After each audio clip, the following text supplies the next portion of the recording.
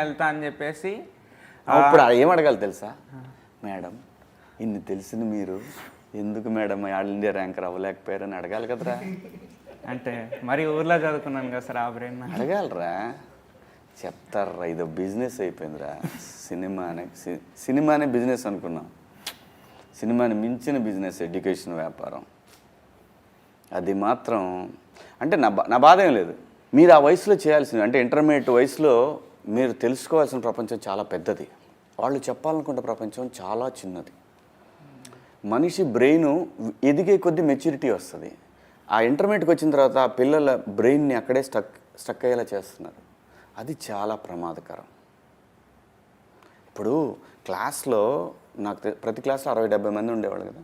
పోనీ వీళ్ళు ఏం చేస్తారంటే బాగా మేధావులు, వీళ్ళు బాగా చదువుకున్న బాగా పడతారనే వాళ్ళందరూ 30 మందిని కలిపి ఒక సెక్షన్లో వేసేవాళ్ళు. ఈ 30 మంది తెలివితేటలు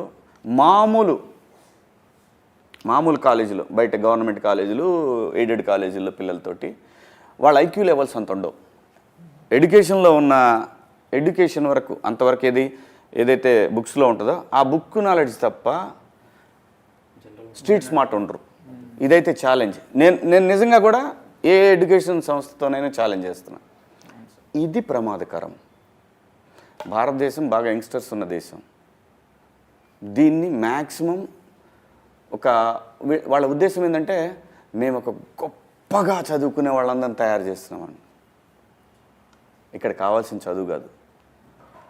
చదువు కన్నా ముందు, ముఖ్యంగా తెలుసుకోవాల్సిన చదువు కన్నా ముందు సమాజం గురించి నేర్చుకోవాలి. ఆ పిల్లలు కరెక్ట్ ఏజ్లో వాళ్ళని ఆ రూముల్లో పెట్టేసి బంధించేసి సమాజం గురించి ఆలోచించే అవకాశం వాళ్ళు ఇవ్వట్ల, తల్లిదండ్రులు ఇవ్వట్ల.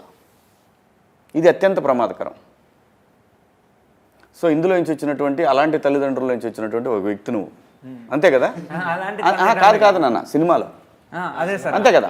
సినిమాలో కూడా అలాంటిది కాదు, నేనే ఫోర్స్ చేసుకొని ఇలాంటి పెద్ద కాలేజ్లో చదువుకోవాలి. అది ఇన్ఫ్లుయెన్స్. ఎందుకంటే నీ ఫ్రెండ్స్ ఎవరు ఉంటారు. లేదు, మ్యామ్ చెప్పింది నీకు చిన్నప్పటి నుంచి నూరు పోసింది మ్యామ్, అంతేనా? అంతే కదా? మరి హాస్టల్లో ఏం చేసావు? హాస్టల్లో వీళ్ళంటి ఫ్రెండ్స్ గాలి నా కొడుకులు తగ్గినారు. మొత్తం పోయిందా? మీరు అన్నట్టు నిజంగా అది ఏదైతే మీరు అన్నారు కదా సార్ ఇందాక